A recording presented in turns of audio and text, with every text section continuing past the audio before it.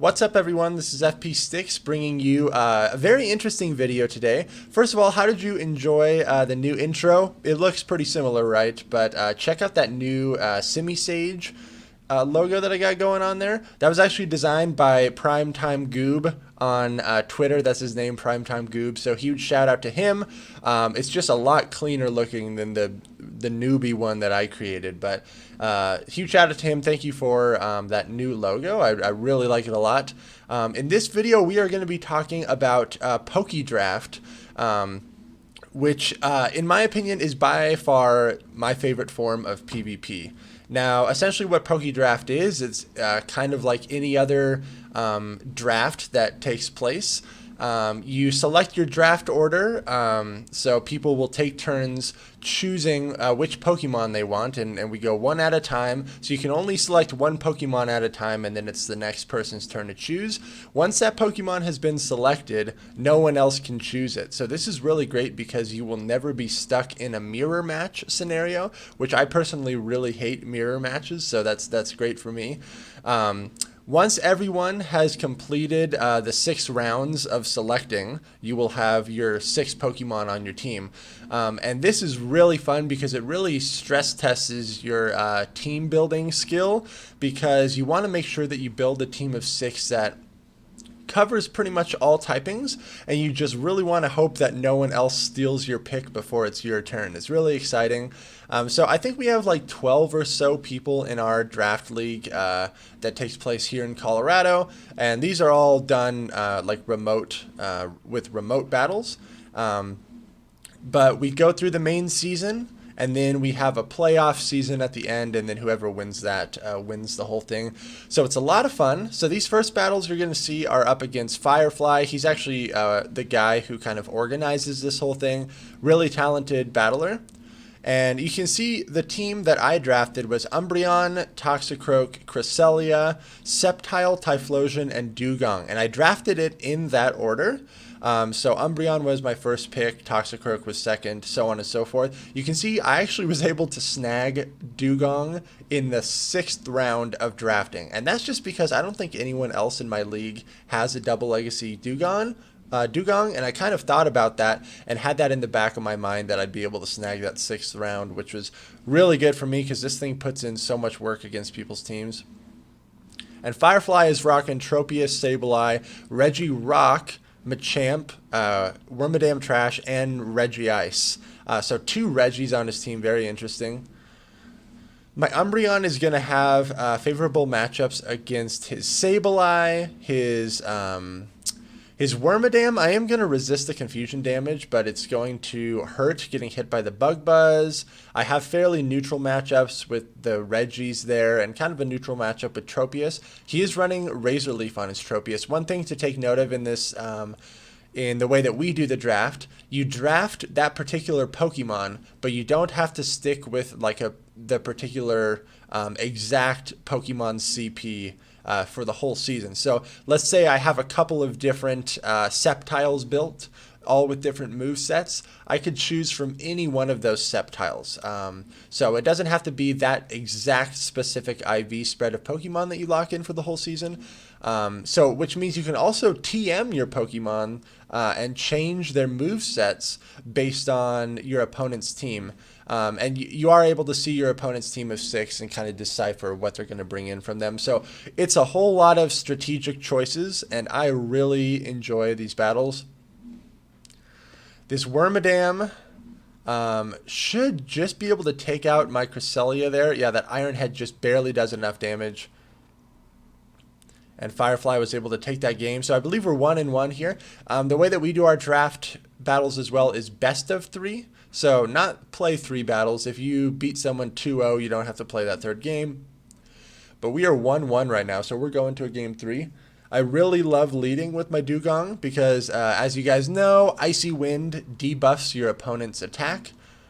So even though this is technically not like a super favorable matchup for me because my Ice type attacks are resisted there, I stayed in that matchup. But out comes the Tropius. My Sceptile is putting in so much work against that Tropius. I'm running Fury Cutter, Aerial Ace, and Leaf Blade. So the Fury Cutters are hitting Tropius for neutral. Sceptile is so spammy.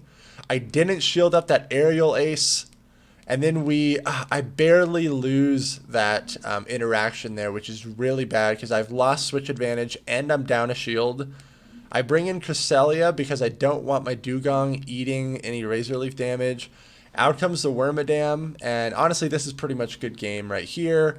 Because he has 2 shields, the Wormadam is definitely going to be able to handle my Cresselia. I am running Confusion on mine, so I can't generate energy very fast. I eat a Bug Buzz with my Cresselia, which is really not good. I'm getting these debuffs off on this Wormadam, but then he switches out into Machamp. It's able to counter me down before I can get my Icy Wind off, which is very unfortunate. And now I have to shield this up, even though it's only a cross chop. He still has 2 shields, so this is like the most confident win ever here. He played super well. I brought in my Dugong. Honestly, now looking at his team, Dugong was not a very good choice, but good games there. These next battles are up against Fresh Like Lettuce. He is rocking Venusaur, Probopass, Alolan Muck, Poliwrath, Togekiss, and Seismitoad. I've never battled against a Seismitoad, so I didn't really know what moveset he was going to be running. I quickly noticed that he is running Mudshot as the fast move, so I know he's going to generate energy very quickly. I believe this thing has access to Sludge Wave, so I am worried about that. Or Sludge Bomb. I do shield up the Sludge Bomb. 1 Leaf Blade would one-shot that Seismitoad. Out comes Probopass, and this is actually still a favorable matchup for Sceptile. Sceptile, I think, is like one of the most underrated Pokemon in these draft battles here. In Open Great League, it kind of struggles because there's better grass types out there. But in this draft format, when you kind of, you have to pick Pokemon that you really don't normally use, which is really exciting, but Sceptile is so amazing. I don't even run mine with Frenzy Plant, even though Frenzy Plant is an amazing move. Leaf Blade is already such a great move, and with Sceptile's crazy high attack stat, I just go for pure spamminess with Leaf Blade there. Out comes Togekiss. Dugong is going to be able to hit for super effective. Out comes that Seismitoad again. I want to get this Icy Wind off to debuff the Seismitoad before I get out of here, most likely. Gonna switch in my Cresselia, but no matter what, this is gonna be a confident win for me in this first game. Cresselia is an absolute wall to things. I love it. You very rarely need to commit shields on your Cresselia. You can just bring it in there, soak up all the damage, possibly even get a shield out of your opponent because Future Sight hits really hard. So at this point, I don't even need to shield this. Ancient Power still does a decent amount.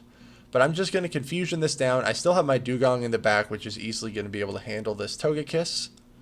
Now, if the Togekiss got the boost and then the Charms were boosted, that would have been a little bit scary. But I'm going to go with the same line of 3 here. But I'm going to lead Dugong this time. So I catch the Seismitoad. I am going to be hitting Seismitoad for neutral damage with this Ice. And then I'm assuming that he is most likely just going to go straight for the Sludge Bomb. I believe that Seismitoad also learns like Earth Power or Earthquake, some sort of a ground move. It is a Mud Boy, so water and ground typing here. Earth Power, there it is. So he reveals it there. I don't get the defense drop, thank goodness. I'm able to get the second Icy Wind off here. But with this Seismitoad gone, my Sceptile doesn't have as much swag now. So I'm just going to stay in here. Get an Icy Wind off on this Probopass. Just to honestly do as much damage as possible. So no shield was drawn there, but this is going to be enough to take out my Dugong. Now I can bring out the Sceptile.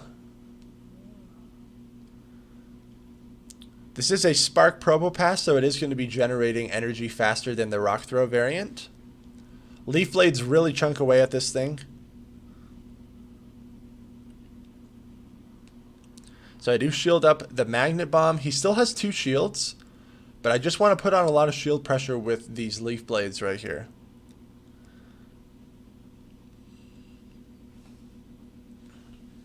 So most likely going to be another Magnet Bomb, which I believe Rock Slide is actually the way to go in that scenario. Rock Slide is overall a better move than Magnet Bomb, and both of them hit for neutral, if I remember correctly. So I'm going to be able to bring out my Cresselia on this Togekiss. Still feeling okay about this. This is probably going to be an Ancient Power. If the Togekiss gets the boost, that's really not going to be good for me. I'm trying to just fast move that thing down, and I'm able to get it. Then I'm able to throw this Future Sight onto the Probopass. I actually get the last shield there, which is really good. This Probopass could not commit to just fast move farming down my Cresselia because Cresselia is just way too bulky. So there goes the Rock Slide. I really need to get to this Leaf Blade, and I believe we CMP tied there, and and Sceptile wins the CMP tie, so I'm able to get off that Leaf Blade. Good game there, Fresh Like Lettuce. Going into these next set of battles up against Keyblade Reborn, he's rocking a Zweilous. I think that's how you pronounce it. A Mantine, Jirachi, Blossom, Flygon, and Hitmontop. So very cool team in these draft battles. I lead with my Dugong again. Now I have my Sceptile on this Hitmontop. Not super great for me because my Fury Cutters are resisted, but I am very fast at getting to these Leaf Blades. I know Hitmontop has access to Close Combat and Stone Edge. So he goes for the Stone Edge bait there to not debuff his stats right off the bat, which is a smart play. Sceptile is so spammy. Leaf Blade hits so hard. But at this point, I'm going to let the Sceptile go down. The defense on that Hitmontop is super debuffed now. I love that little dance that Hitmontop does, the sidestep. Pretty cool. Out comes my Dugong. I'm up a shield here. And Jirachi in the back. Yikes, this is not good. At least I have my Umbreon. I do need to watch out for Dazzling Gleam on Jirachi, though. My Umbreon currently has Dark Pulse. So this is going to hit for a lot of damage. Dark Pulse hits a little bit stronger than Foul Play. Still not totally sure on whether I like Foul Play or Dark Pulse more. Really hoping I can just snarl down the Jirachi, and I'm able to do it. I know that the Hitmontop is gone. And so I get this Dark Pulse off on Flygon. Flygon does not appreciate it. Umbreon is so bulky. I really love when I can have Umbreon and Cresselia on my team of 6. It feels kind of broken. Gonna go with my Dugong lead again. Really want to catch that Zweilous. But out comes Blossom. This is not good for me at all. Because the Razor Leafs are really going to add up. So I switch into my Cresselia. I couldn't remember if Blossom was pure grass type or grass poison type. And honestly, I still can't remember. I think it's pure grass type, judging by how much damage the Confusion is doing. That Leaf Blade really hurts. I'm surprised that he's staying in here. Which leads me to believe he probably doesn't have Zweilous in the back. Because that'd be a great response to my Cresselia if it was running Dark Pulse on it. I bring out my Dugong. I know that this Blossom is very low. This Leaf Blade is really going to hurt. I want to Ice Shard this thing down. I'm able to do it. I now have a Dugong with loaded energy. However, I don't have Umbreon in this line, which is really bad against this Jirachi here. So I'm going to get the Icy Wind debuff off and then switch into Sceptile. This Doom Desire is really going to hurt, so I have to shield it up. Surprised that he's staying in here again. Both of these moves are going to be resisted on Jirachi. Jirachi's typing of Steel and Psychic is so obnoxious to deal with. Typhlosion would obviously be a great response to the Jirachi. It'd be a great response to the Blossom as well, but I need to worry about the Mantine and Flygon. Doom Desire takes me out. I really want to just farm down this Jirachi. What is in the back? If it's a Flygon, it's amazing. I was really... I was rolling the dice that it'd be the Flygon, but it is not. And this Hitmontop is going to be able to counter me down. Great play. Let's see if I can pull out this victory here. Go into a game 3. Sceptile lead into Mantine. This is actually really great for me. This Mantine is running Bubble, which is even better for me. If it was running Wing Attack, it'd be hitting for super effective. However, this Mantine is only hitting me for resisted damage. I do need to look out for the Ice Beam. Judging by the fact that he's staying in here, I took a risk there very big risk. I'm surprised I didn't shield that up. And he's running Aerial Ace. I'm also assuming he's running Bubble Beam or Ice Beam. Honestly, most of Mantine's swag comes from Bubble Beam. There's the Bubble Beam right there, so I know he's running Bubble Beam, Aerial Ace. He switches out. Jirachi comes in to farm me down, but I bring in Typhlosion. Let's go. This thing is just going to be a solid wall to Jirachi. However, Typhlosion is not super bulky.